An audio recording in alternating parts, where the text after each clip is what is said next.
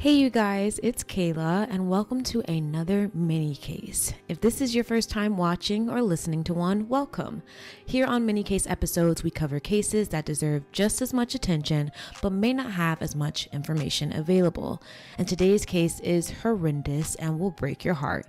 And it's actually one that a lot of you guys have been requesting that we cover, so I want to apologize in advance for the sadness you will experience. Let's get started. 17-year-old Zion Foster disappeared from her family home in East Point, Michigan on January 4th, 2022. She'd asked her mom, Sierra Milton, if she could go hang out with her favorite cousin, 23-year-old Jalen Brazier, I don't really know. Her mom agreed, but said she had to send her their location, which is something she did all the time. She shared her location with her mom, so it was a no-brainer, and it was a house on Greenfield Road and Vassar Drive. Unfortunately, Sierra hasn't seen her daughter since that day. Zion, who is 5'1" and about 120 pounds, was last seen by her mom wearing her Detroit Wing Company uniform. She naturally wanted to contact the last person to see her, which was her cousin, Jalen. And well, Jalen told Sierra that he actually hadn't seen Zion all day and wasn't sure why she would lie about being with him that night. Although Zion went missing on January 4th, there wasn't an official missing persons report filed until almost a week later, on January 10th. 2 days before that, however, Zion's mother hired a private investigator to look into her daughter's disappearance. That's how desperate she was, you guys. It doesn't seem like she was getting much help, and I don't know why it took so long for an official report to be filed. Maybe they were treating Zion like a runaway, but to be honest, guys, Zion was not that type of girl. She was the oldest of 6 children. She was very close to her mother and her siblings, and she just wouldn't up and leave them like that. On January 17th, a week after the missing persons report was filed, family, friends, and neighbors would put together a collective search for Zion on Detroit's west side, even visiting the house that Zion indicated she was going to be at that night. But when they arrived, the house was empty. Sierra pleaded with Jalen to tell her anything he could that would help her find Zion, but Jalen, who even helped Sierra put up flyers around town, continued to deny ever seeing Zion that day. According to Sierra, quote, "He called me. I didn't call him. He called me on the 5th when my baby didn't come home. He called me to say, I don't know why Zion would lie and put me into this. I haven't seen her in years. I haven't seen her in months." And I'm like, what? It wasn't too long ago that I saw you, end quote. Can you imagine someone just lying straight to your face like that and then also expecting you to believe that they had nothing to do with your daughter's disappearance when they were the last person to be with her?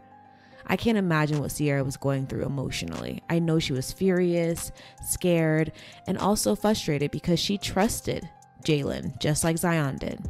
I don't know if it was because he was feeling the heat or if he'd stalled for enough time to come up with a story, but on Wednesday, January 19th, Jalen turned himself into the police and would eventually provide them with his version of what happened the day Zion disappeared. According to Jalen, he picked up Zion that night so that they could smoke some weed together. While they were smoking, Zion started struggling to breathe and lost consciousness. Jalen, who is a father of 2 children that were actually upstairs when they were smoking, claims that he panicked and decided the best decision was putting Zion in his car and driving her body to the dumpster. And not even just his car, he put her in the trunk. Just terrible. On January 24th, police would officially charge Jalen with lying to a peace officer in a violent crime investigation and lying to a peace officer. So I guess that's just 2 charges. On March 30th, Jalen was seen in court making a plea deal for the charges, and here's what Jalen had to say for himself. One, I did turn myself in. Yes, I lied, but I was not in the right state of mind. There was no way for me to prepare for a situation like that. I was scared. I'm not totally clear on the situation. Well, when she died, it was just random.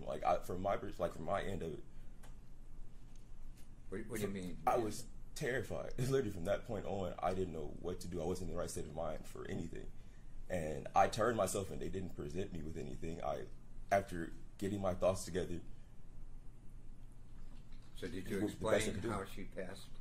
I don't know exactly how she passed, what caused her to pass. I just know 1 minute she was cool, she was fine, she laid back for a minute. Next thing I know, she was dead. I don't know what caused it. I did not cause it or anything like that. I reacted stupidly off of fear and panic like I've never felt before in my life.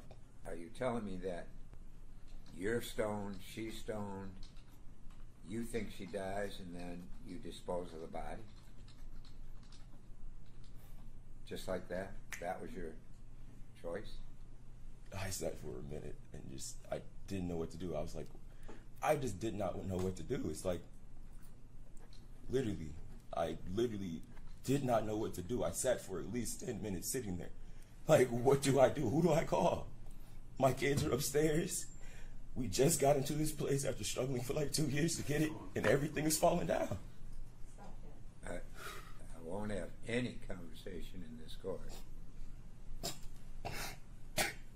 And I wish I could take it back. I would have called the ambulance, called her mom, because her mom is so sweet. Her mom is so sweet. And I just knew.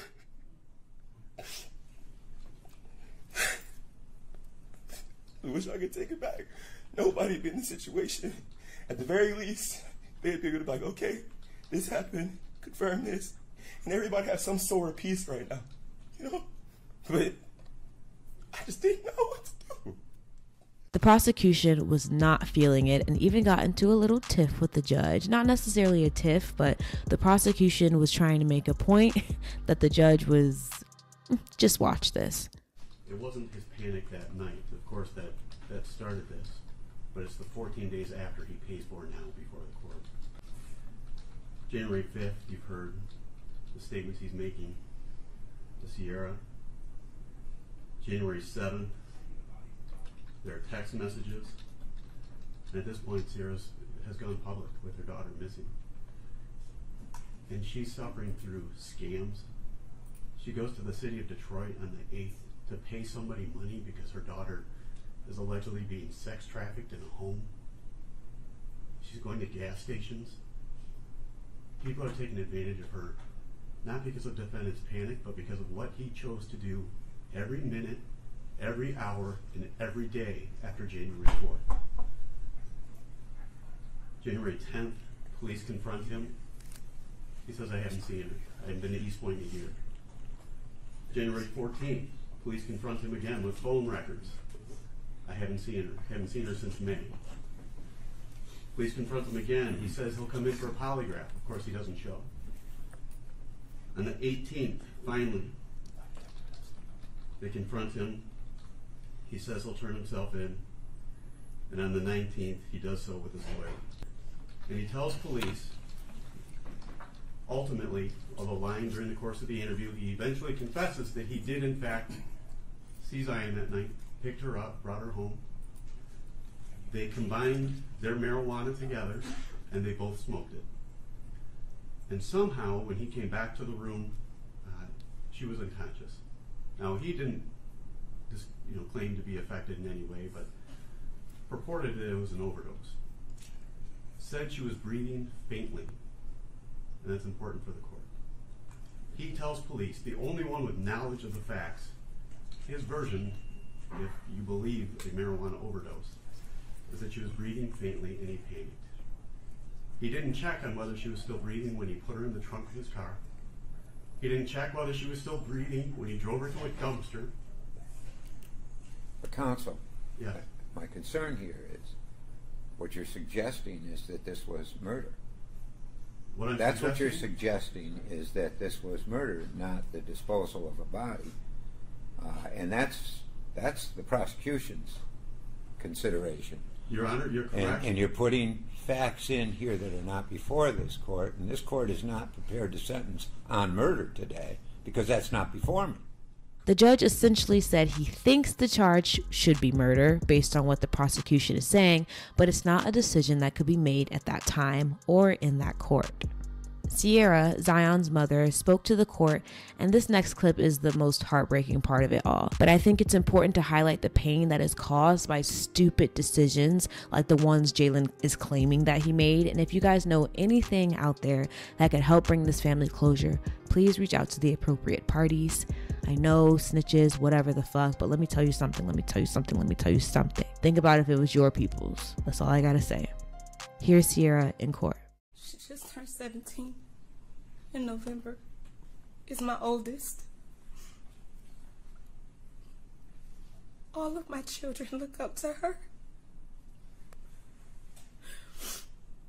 We were supposed to be planning her prom, and now we can't do any of that because she asked me if she could go with Jalen, and I said yes because I trust him, and I thought he would be responsible. But the fact is that it seems to me like he was hiding. He didn't pull up in my driveway. He pulled up in my neighbor's driveway. And he's pulled up in my driveway before. We've given each other a hug.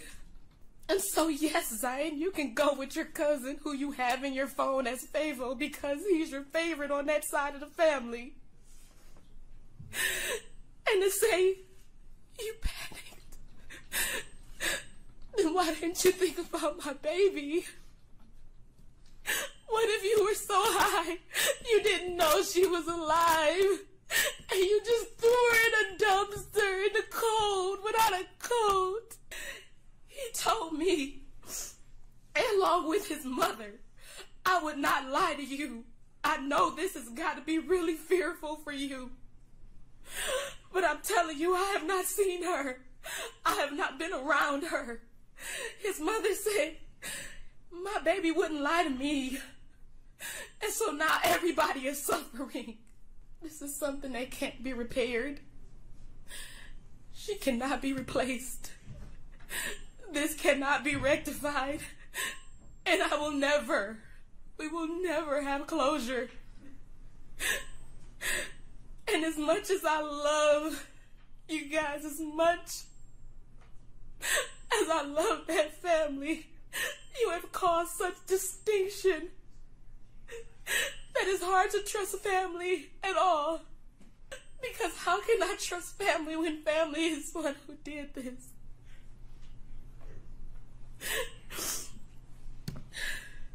I will never forgive you, Jalen. And it may not matter, but I hope that your children grow up without you so that they can be better. I didn't lie when I said that was going to be super brutal, but totally necessary, I think. My heart breaks for you, Sierra. I'm so sorry.